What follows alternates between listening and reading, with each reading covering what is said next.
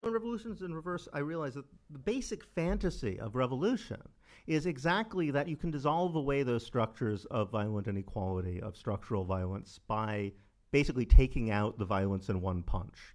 It's all centralized in the state. Ultimately, the state is upholder of all these orders of different types of structural violence.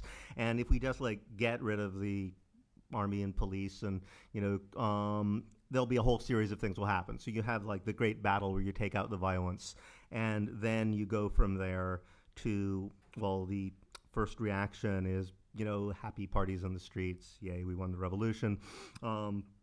Generalized festivity. Then you go from there to creating all the workers' councils and directly democratic institutions, where you gradually reconstruct our everyday life and everyday social relations and your sense of self in person, and invent a new man, as they used to call it.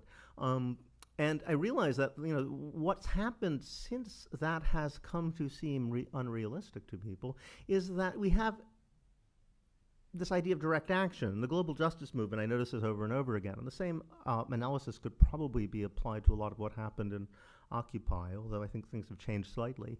What I realize is that actually you have exactly the same sequence now in the opposite order. Rather than starting with a violent confrontation with the forces of order, then having the great parties in the streets, and then going from there to creating the direct democracy and gradually transforming everyday life and identities, you start with these identity groups that are whether they're punks or hippies or all sorts of different factions of radical, what they used to denounce as lifestylists, people who are already trying to reconstitute their everyday life. They get together, form directly democratic institutions. They do that in order to organize giant parties in the streets, which then lead to the people coming and beating them up in battles.